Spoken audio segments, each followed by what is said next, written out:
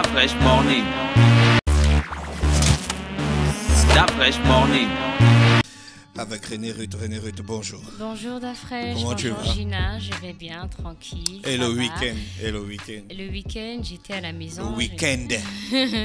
J'étais à la maison en mode nettoyage, Tu étais en confinement? préparation. Oui, j'étais en confinement. Tu as préparé quoi?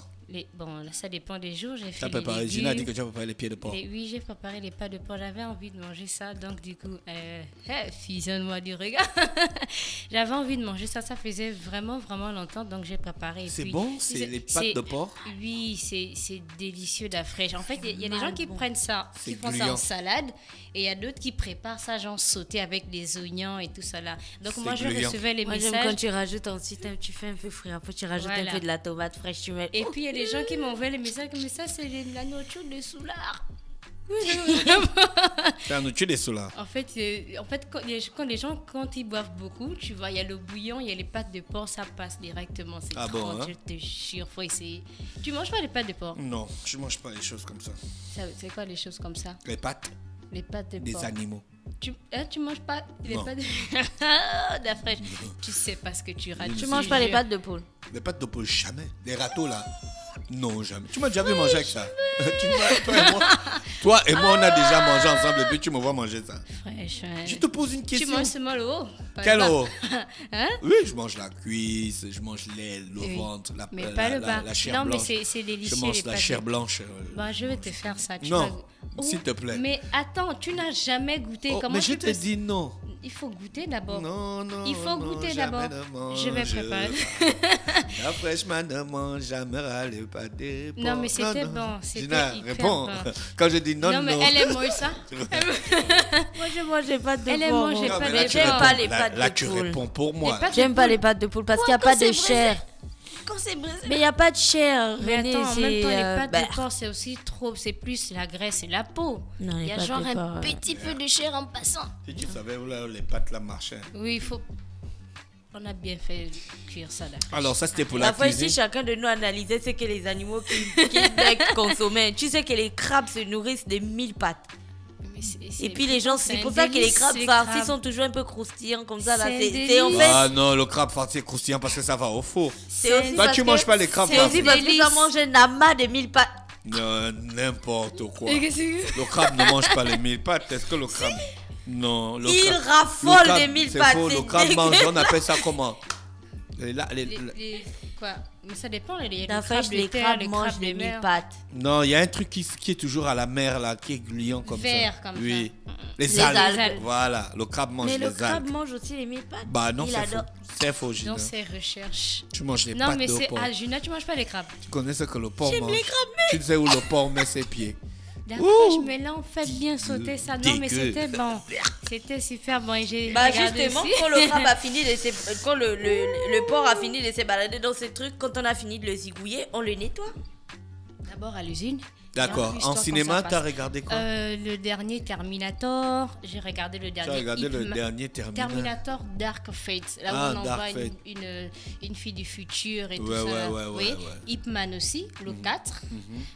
Richard Jewell. Et j'ai beaucoup aimé ce. Richard Jewell. Oui, c'est une histoire réelle. En fait, l'agent de sécurité qui avait découvert un sac qui contenait une bombe. Après, il était le premier cas suspect du FBI. Mais il y a un agent du FBI qui a parlé avec une journaliste, bon, en mode on va prendre un déjeuner, et puis il raconte un peu la journée. Donc, il glisse une information et elle va où elle travaille. Elle écrit directement un article pour dire que le FBI a pour premier suspect Richard Jewell. Entre-temps, c'était déjà un héros et tout ça là. Donc, lui il passe de héros à ennemi. Et après, on va essayer de vouloir nettoyer son image. Donc, Ah, c'est comme si finalement, quand la tu travailles- réhabilité, hein? Oui, c'est une histoire réelle en fait. Ça s'est passé au JO en 1996. Donc, il a découvert un sac avec une bombe. Il a demandé à son supérieur de venir vérifier. Ils sont venus vérifier. Ils ont repoussé certaines personnes. Donc, ça fait plus de blessés que de morts. Mais comme le FBI, normalement, tu as découvert un sac et tu es considéré comme le premier suspect. Oui, c'est la procédure. Voilà, c'est la procédure. Mais entre-temps, on ne doit pas parler aux médias. Mais lui, il a une personne qui travaille aux médias. Donc, c'est des gens, toi et moi, on parle en mode Et tranquille. puis elle a les... Et puis elle a directement écrit un article dessus, en mode confidentialité. Wow. Ça t'a appris quoi? Oui, mais la confidentialité d'Afresh, en fait, des gens, je peux pas. Ce qui se passe. Mais tu peux pas faire confiance aux médias. Tu peux pas. Surtout oui, dans les grands pays. Il va te dire non, les médias d'abord. Elle va te dire, le journaliste ou la journaliste va te dire non, non, elle gagne l'argent là. En fait, il a parlé à son ami. Oui, il ne te disait pas que c'était peut-être la journaliste. Je dis même Gina. Non, René Ruth. C'est une leçon qu'il faut comprendre. Les gars, ils vivent des articles. Oui. Tu entends? Plus tu as le scoop, plus tu as le pognon. Donc, dès que ton frangin est déjà journaliste, surtout dans les grands pays, là, les pays, peut-être pas nous, là où on a les journalistes qui sont fonctionnaires, scoop ou pas scoop, le mec qui se fait son pognon, tu vois. C'est clair. Mais elle a écrit un article directement. Tu vois, non? Mais dans les pays, là, ils sont payés genre... Tu as suivi Spider-Man, non? Oui. Tu vois que Spider-Man, il est payé à la photo. Oui. Il se filme même lui-même, oui. Genre pour gagner du pognon. C'est la même chose. Les gars, ils sont payés au scoop. Oui, mais en même temps, il est quand même au FBI. Tu as une amie qui est déjà journaliste. Le FBI. Il y a déjà le gars du FBI qui ne doit pas se confier à n'importe qui, que ça soit ami ou pas ami. Mais en plus, ami journaliste. Non, mais tu réfléchis, quoi. Elle a carrément écrit tout mais un si tu veux bien comprendre la liberté, le principe de la liberté de la presse dans la Constitution des États-Unis, je te conseille de suivre Panama Papers. J'ai commencé Panama Papers. Oh non, c'est Pentagon Papers. Panama Papers, c'est pas les faux billets, là? Les billets. Ouais, Panama Papers, c'est les faux billets. Mais Pentagon Papers, c'est Tom Hanks avec... La dame qui perd son mari, ou bien non? Oui, elle perd son mari, oui. Et puis elle devient patronne. Non, pas ça. Elle perd son mari et puis elle devient patronne du journal. Non, c'est le journal de son père. Voilà. Elle hérite du journal de son père. Donc, il y a le New York Times et le Washington Post. Il faut regarder un peu. Tu vas un peu comprendre comment le système des journalistes, de l'information et de la liberté de la presse, ça fonctionne. Je vais aller regarder ça. Mais moi, je suis contraire. Après cette histoire, ils sont rentrés direct dans le Watergate. Le Watergate de Richard Nixon. C'est trop avancé aussi, l'Afrique. L'information passe trop vite. L'information passe trop vite là-bas. C'est intéressant. Ça passe trop vite en fait. C'est que la personne regarde, elle est amie avec tout le monde. En fait, bon, pas amie avec tout le monde, mais elle regarde tout le monde, savoir les liens, qu'est-ce qui se passe directement, il faut avoir le scoop et tout. C'est comme ça que ça fonctionne. Hein. C'est le pognon. Parce qu'elle a le scoop. Après, elle va venir te demander des excuses. Ouais, excuse-moi, on est des amis. Mais trop tard. Elle a déjà gagné son pognon. Ah, tu as vu, non? Elle demande toujours les excuses. Il y a une série sur Apple TV Plus en ce moment qui s'appelle, je dis en ce moment, elle est sortie quand Apple TV Plus a été lancée. Ça s'appelle The Morning Show. C'est en fait l'histoire d'une chaîne de télévision où ils ont la matinale la plus percutante des États-Unis qui rapporte le plus d'argent et ainsi de suite. Et dans ce film-là, tu vois à la fois la pression que les médias peuvent faire sur les gens pour avoir le scoop, les machins, elle va te convaincre de venir à la télévision parler d'un viol ou d'une agression, un harcèlement sexuel que tu as vécu. Mais en fait, elle te prend la tête d'une manière que toi-même, au final, tu es là, si tu comprends pas que, mais je me fais comment pour accepter, tu vois, c'est parce que, en fait, c'est ça son travail. Ils ont des personnes cibles pour aller chercher les invités. Deuxièmement, tu vois la pression, genre, des médias.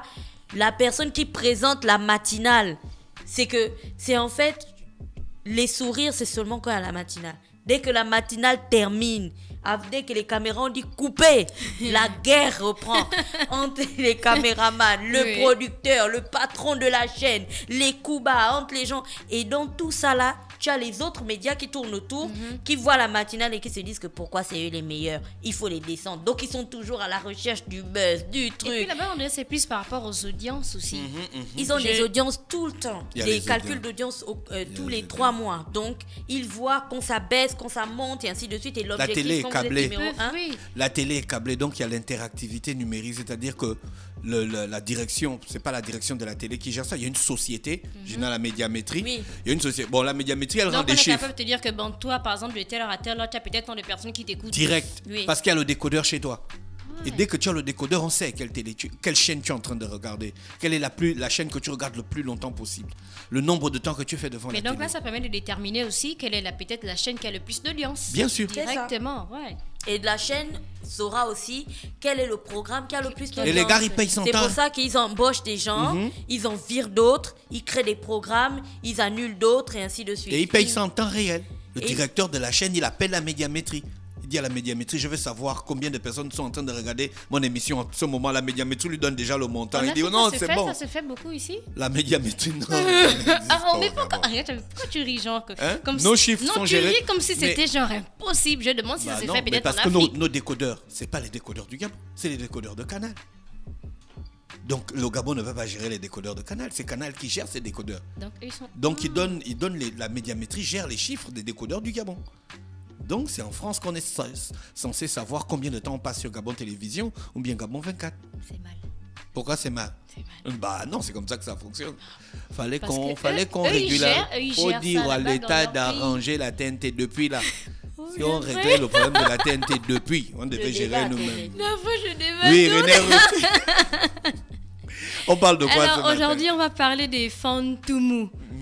Toi, tu es un Brésilien, donc du coup, c'est bon, ça va. Donc, les Ntoumou occupent la plus grande partie du plateau du Wellington, district de Mindik, Oyem, Bitam, et aussi à l'est de la Guinée espagnole. Donc, le singulier, c'est Fan, le pluriel, c'est Befan. Donc, Ntoumou, c'est le nom du bâton porté par le chef quand il juge les palabres. Donc, l'origine, on en a deux ici. Donc, pour la première tradition, Mindik, et la deuxième à Oyem. Donc, pour Mindik, les ancêtres sont venus du nord au Kui, chassés par les Mbélé. Donc, ils ont rencontré une vallée profonde qui était bouchée par un arbre qu'on appelle Adap, donc l'arbre à beurre. Donc un chef fan nommé Nkuing, donc c'est N-K-U-I-N-G, c'est Nkuing, non? Nkuing.